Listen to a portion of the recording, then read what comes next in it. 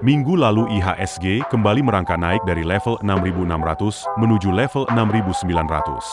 Sempat membangkitkan harapan para investor, sayangnya di akhir minggu lalu, IHSG kembali turun ke level 6.800. Saham-saham besar di sektor perbankan pun masih terus ditinggalkan investor asing. Apa yang bisa dilakukan kita sebagai investor menghadapi ini semua?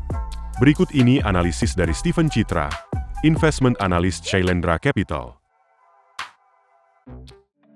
Oke, jadi kalau kita lihat memang ada beberapa faktor yang menyebabkan kenapa kita lihat IHSG ini volatility-nya cukup tinggi ya. Yang pertama dari memang kalau kita lihat faktor eksternal ini masih sangat-sangat mempengaruhi pergerakan IHSG.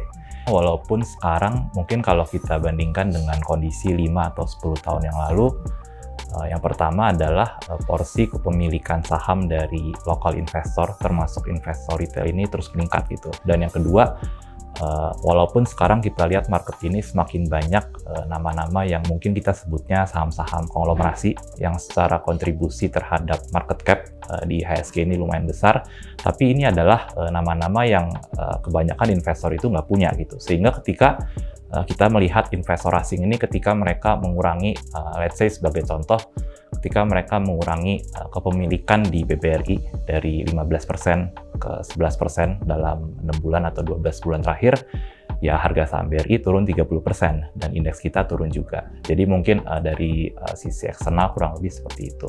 Dan yang kedua mungkin kita melihat juga banyak uncertainty ya dari di tahun pertama pemerintahan Trump, ada policy-policy yang beliau sudah sampaikan di masa kampanye dan sekarang mulai berjalan.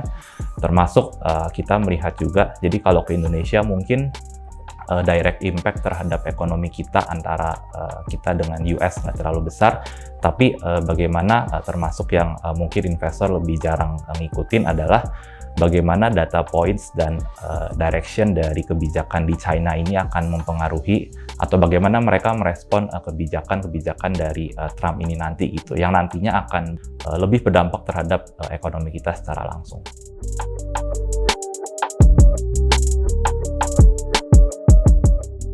Nah, selain faktor eksternal tadi, kita melihat juga ada faktor-faktor lain ya. Yang pertama, harga komoditas, which harga komoditas ini balik lagi nyambung dari kalau kita ngomong supply demand sangat dipengaruhi oleh kondisi ekonomi di China. Jadi kalau kita lihat kondisinya sekarang dengan harga batu bara turun, harga nikel juga turun, mungkin persepsi dari sebagian investor terhadap ekonomi kita atau terhadap IHSG menjadi kurang baik gitu, karena memang dari dulu sampai sekarang sulit untuk merubah persepsi bahwa Indonesia ini ekonominya masih sangat commodity driven. Kemudian yang kedua memang 2025 ini adalah tahun pertama bisa dibilang di mana kita dan US baru melewati pemilu di tahun yang sama. Jadi dari sisi domestik juga kita masih melihat bagaimana pemerintahan Pak Prabowo ini akan mengeksekusi program-program yang mungkin beberapa program flagshipnya beliau, ada Danantara, kemudian ada makan bergizi gratis, ada 3 juta rumah. Bagaimana program-program ini bisa menciptakan, apakah itu menjadi growth driver, atau itu malah menciptakan regulatory uncertainty untuk beberapa sektor yang kemungkinan akan terdampak. Jadi memang di 2025 ini kita belum melihat katalis growth atau untuk IHSG mungkin katalis earnings growth yang bisa membuat IHSG itu menarik lagi gitu.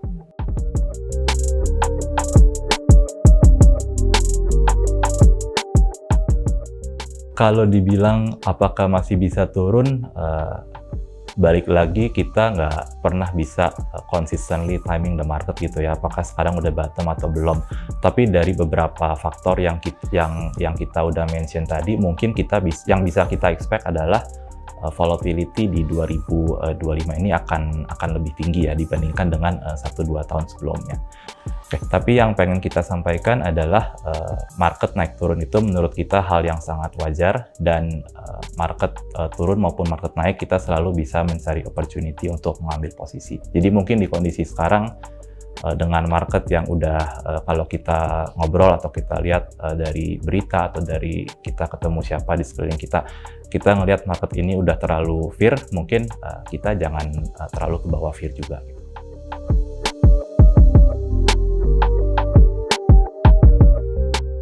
dari sisi equity memang pemilihan saham kita harus lebih selektif lagi, dan kalau ngomong secara style mungkin memang menyesuaikan dengan kondisi market yang dari 2024 ke 2025 ini mungkin semakin nggak gampang untuk kita mencari growth stocks yang bisa memberikan earnings trajectory ke depan yang superior atau outperform, sehingga pemilihan saham kita juga beradaptasi dari sana. Mungkin kita bisa lebih memperhatikan saham-saham yang secara valuasi udah rendah dan memberikan dividen yang menarik.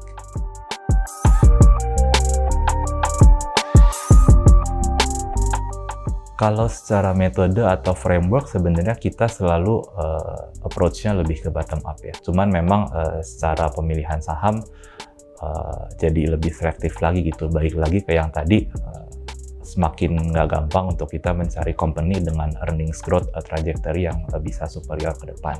Kurang lebih seperti itu. Tapi secara framework sebenarnya nggak ada perubahan. Dan kalau kita ngomong big caps yang maksudnya yang biasanya investor ini punya nama-namanya, dan sekarang mungkin banyak bermunculan big caps yang baru, yaitu kembali lagi ke appetite dan risk profile dari masing-masing investor gitu. Apakah kita nyaman untuk ikut membeli atau ikut punya saham-saham yang seperti ini. Mungkin buat teman-teman investor ya kita tetap sabar, karena market naik turun adalah hal yang biasa, dan balik lagi di tengah kondisi market naik ataupun turun, kita tetap bisa ketemu nama-nama yang berpeluang outperform nama-nama yang lain.